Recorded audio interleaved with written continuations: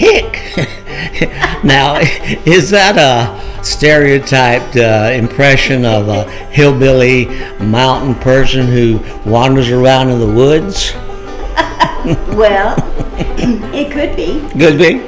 But I have to tell you, Lew, I was doing a bus tour one day, and I realized after about 5 minutes that people on the bus had misunderstood, and they thought I was talking about wood ticks. But a wood hick was loggers' jargon. They had all their own jargon for things, which I'm going to share about when I talk about large-scale logging. But a wood hick was simply another name for a logger. In fact, it was what they would have used for one another. It was just some of their jargon. So you're going to be talking about logging, eh? Yes. All right, logging in the Smoky Mountains. Because it definitely had a huge impact, and it was actually due to logging that brought in the national park. And it sort of came through the back door. But before I go into large-scale commercial logging, once we brought the railroads in and it became a cash commodity, I want to first talk about, for just a few minutes, small-scale logging in these mountains as to what, in essence, the mountain people did here. And so we have to realize, first of all, before there ever was commercial logging, in the Smokies, prior to 1900, only about 10% of the land here had ever been cleared. And it was basically for 4 purposes. You cleared the woods for roadways, you cleared it for homesteads, you cleared it for pasture land for your livestock, or you cleared it for basically farmland for crops like corn and tobacco. So it was all for local consumption. And then once that wood was felled, it was also for local consumption. It was not a cash commodity. It wasn't being shipped out anywhere. So I need wood to build a barn, I need it to build a cabin, I need wood to build wagons. And what surprises a lot of people to hear, in the 1800s, you needed wood to build sleds. You see, the mountain people of the Smokies used sleds 12 months out of the year. And for every one wagon, they owned 3 sleds. These were called Bulger sleds. They were flat, and in an area that is so steep, like the Smokies are, it was a lot safer to use a sled. You weren't using it because of snow and ice. You were using it for 2 factors, the steepness and the rockiness of the land. So basically, we're looking at very small scale logging operations. Who were the first ones? They were local families who had lived in these mountains for many years. And for example, the very first small scale logging, 1885, it takes place on Jake's Creek at the area along Little River, what is Jake's Creek in Elkmont today. The very first family to settle, before it was ever known as Elkmont, this territory was always referred to as Little River because of the Little River and its tributaries. Well, Jake Hauser and his family were some of the first ones to settle. That's why today it's called Jake's Creek, after Jake Hauser. And the 2 families that had settled in there that started a small-scale logging was Swaggerty and Eubanks in 1885. Okay, then what is the Greenbrier area today, now once called Big Greenbrier after the Whaley settlement came in, but originally just Greenbrier Cove. And here we had a man by the name of Andy Huff. He had moved here with his family in the late 1890s from Greenville, Tennessee. Why? He had heard about the large virgin woods of the Smokies. And so in 1898 is when he starts a small logging company and sawmill on the little Greenbrier, or the Big Greenbrier area, excuse me. He will move his operations with his wife Martha and his family into Gatlinburg. In 1900, moves his whole sawmill operations into the Gatlinburg area in 1900. Well, he's a big lumber baron in the sense that he is adding more numbers of wood hicks. And so the very, very first, what became the Mountain View Hotel in 1916, actually was nothing more than a wooden structure for his wood hicks. That was their boarding house, basically. And so we have Andy Huff, and then... Where was he logging primarily at that time? He was logging up. His sawmill was along the Baskin Creek area and up close toward what is now the Roaring Fork Motor Nature Trail. Mm-hmm. Okay, so off of there's 5 major streams in Gatlinburg that come off the mountains and flow into the Pigeon River, I should say really the Little Pigeon.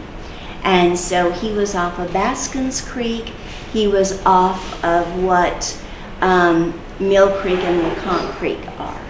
The reason I ask is Wally Oakley talks about moving to Scratch Britches Mountain at the foot of Mount LeConte, and he said that there was a local mill about a mile from where he settled in, and Andy Huff was the man's name, and he had told Wally he could get as much lumber as he needed to get settled in and to build what he needed. Exactly. He was going to be going up what we would consider like Bullhead Prong and that area.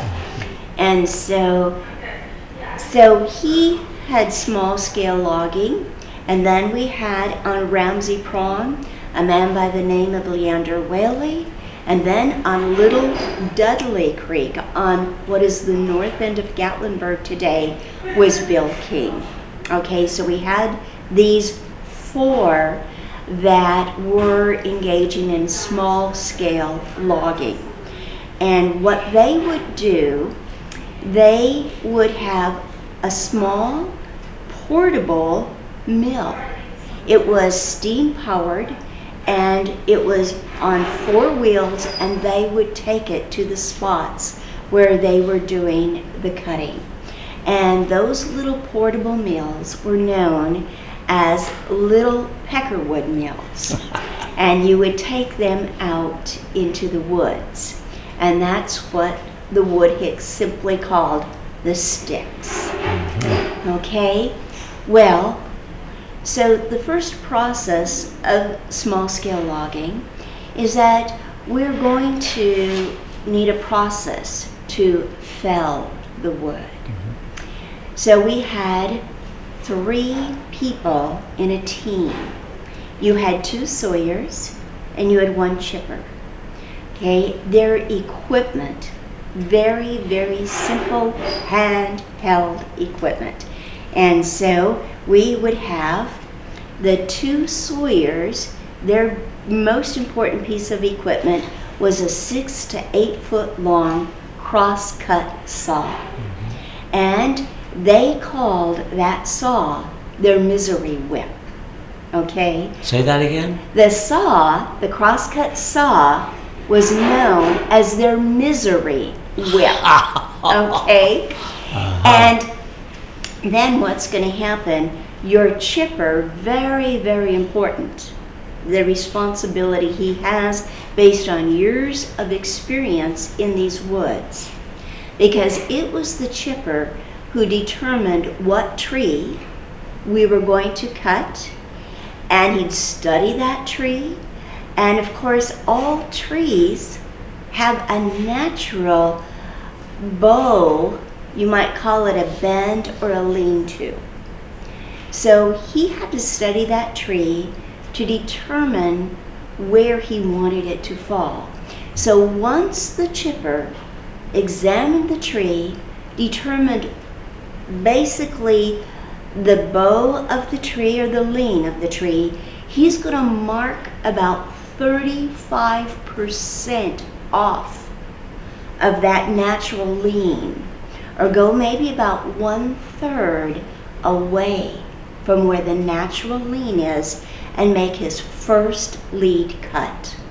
Now he would simply do that because if he has the tree fall directly onto its natural lean, it will fall so hard it's going to split the tree, and you don't want that. It'll do all the damage. So he's going to make that very, very first lead cut, which will become a wedge-shaped cut, which will be, once that is done, you can put your wedge boards or your spring boards onto them. And then when you've done that on both sides, then you're ready to start bringing in your misery whip and the two sawyers who are going to cut from both sides with the crosscut saw. Now, another concern that the chipper's going to have when he's walking through the sticks, it's like he's always very, very conscious, okay? If I don't have a portable mill and I have to float this down, let's say Little River, if I have to float it down Mill Creek, I want to do this where it has fairly easy access to either a wagon road or either a stream. So that's something else he's going to keep his eyes for. In terms of the sawyers themselves, a good day for them, when they have put in a good day, they're going to do about 10 to 12 trees.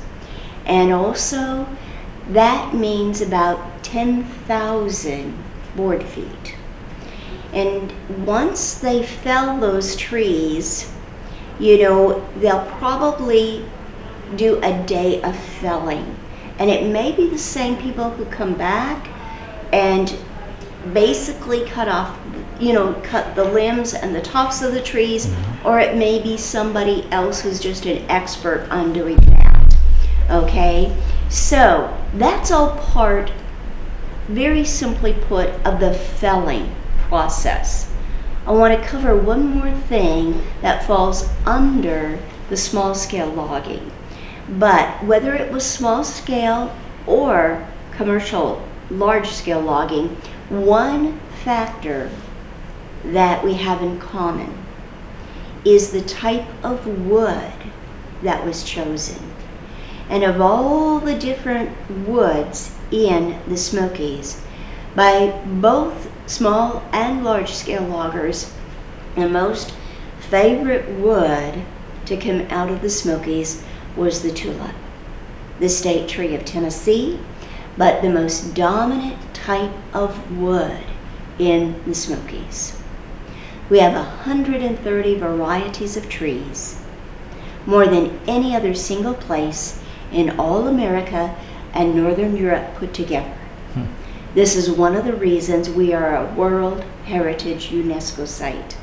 So, of the 130 trees, the most dominant tree in the Smokies is the tulip poplar.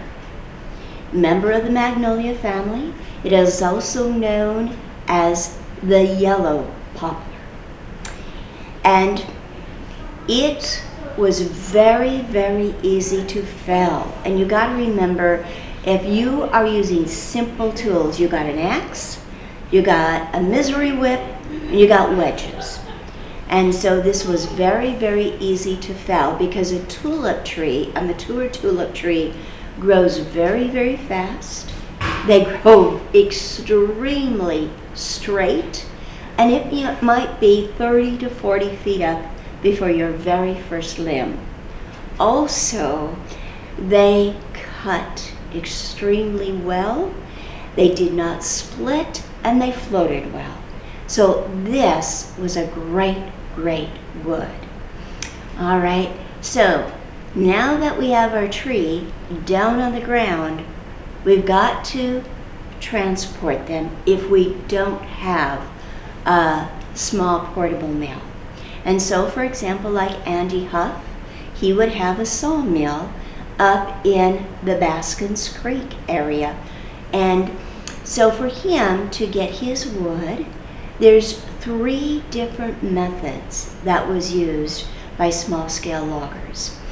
And the first one was called team logging. And this is basically using draft animals.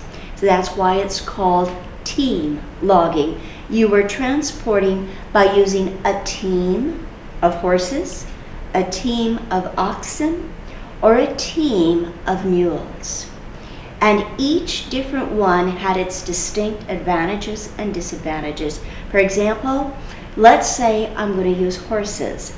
Well, that's great because horses were the fastest. However, of the other types of draft animals, they were the least strong. So I'd have to make many, many trips. All right. Now, if I was using, for example, oxen, okay, well, they're strong. They're mighty strong. Strong as an ox. Strong as an ox, that's right. And that's where we get that saying. They're strong as an ox, but they're slow.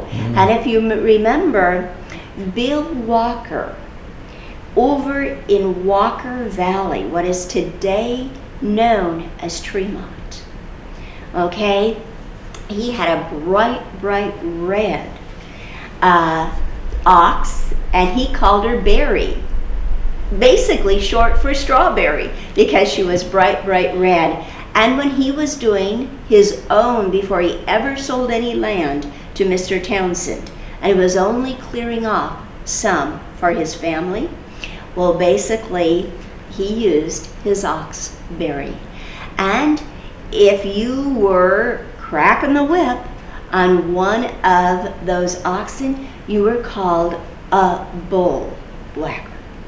Okay? If you were doing horses or you were doing mules, then you were basically a teamster, if you were the one driving them.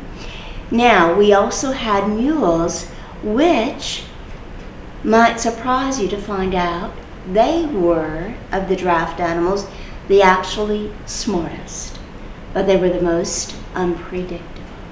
They were muley and stubborn.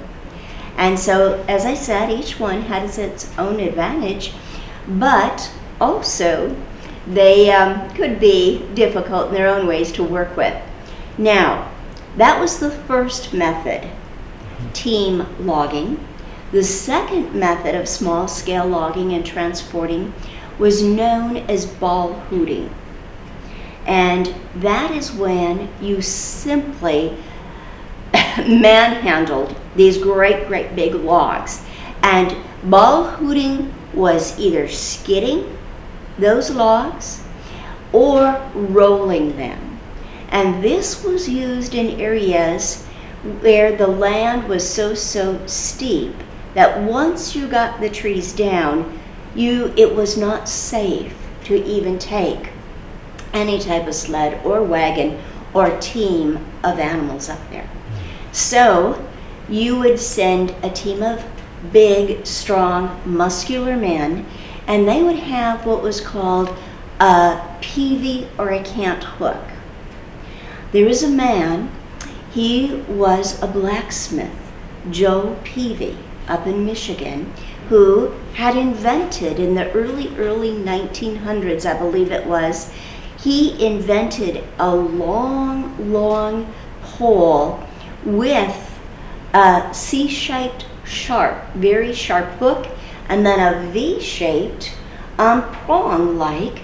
So if you have a log that was either stuck on another log or stuck on a rock, a big boulder coming down, or just got wedged, that's what your peavey or your cant hook was used for.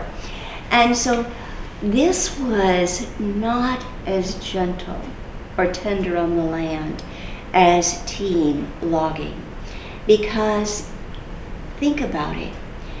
You have the danger with the heat friction and the logs of starting a fire. You also have the problem of all the undergrowth and new growth of plants, of saplings that you would be taking. So it was harsh on the land, and it would leave long-term damage. Not as much, of course, as when commercial companies ball hooted, because it was still smaller companies, and they were doing it in limited supply. And so that was the second method. And then the third is what was called a splashdown. And of course, it's necessary that you have some body of water, a creek, a tributary, a prong, whatever, close to where you're doing cutting. And what they would do, the loggers would use some of the trees they had felled and cut them into sections, and they would basically pile them across a riverbed or a stream, and you're basically going to make a distinct channel, a riverbed, that you're going to dam up. And then what would happen is, once you had been successful and you put your once you've dammed it up, you're going to put your reservoir of logs into that water and dynamite your dam. And that would then allow those logs to flow downstream. Now, the thing about splash dams, it was the least expensive way to move logs. Less than ball hooting and less than team logging. But the problem with splash dams, it was not very effective. About 50% of your logs actually moved down the river channel and got to the mill you wanted them to get to. And so that was the one disadvantage of And it. it seems like the being on the stream would also be damage to the waterway itself. Absolutely. Create a lot of damage. And to the fish, and to the water itself. And all of a sudden, if you have a lot of logs, if you have certain logs that have a high degree of tannic acid in them, it's also, doing some damage. But once, and I know this is sort of maybe getting ahead of myself because of the impact of large-scale logging, it really, really changed the streams because of the amount of sunlight and exposure to sunlight in the waterways. And that's going to make a big, big difference. For example, especially on our native trout, the brookies and the speck trout. Once large-scale logging came in, and it was the loggers from out west, the woodhicks from the Pacific Northwest, who in 1910, 1911 would bring in rainbow trout. And they introduced them to this area. That had a tremendous negative effect on our own native brookies because the rainbow were much, much larger, much more aggressive, and the brookies, it was very hard. They could not cohabitate together, and so that is going to push the brook is much, much further upstream. And so there's a lot of different factors that maybe Absolutely. we don't even think about when we went from small scale to large scale. And so that's just a little bit. I wanted to give you an idea of what was involved with small scale logging, and just to remember in the back of our minds that it was always for local consumption. This was for people who are building barns, making their own home furniture, which they were still doing at the time, and basically for their own use. So it always remained relatively small. So this is the time when homes became to be built more with boards rather than logs, when this was available? Yes, this is the turning point. I tell people, always think of 1900 almost as a watershed year when it came to logging. A lot of it hand-hewed prior to 1900, frame construction 1900 and later. Yes.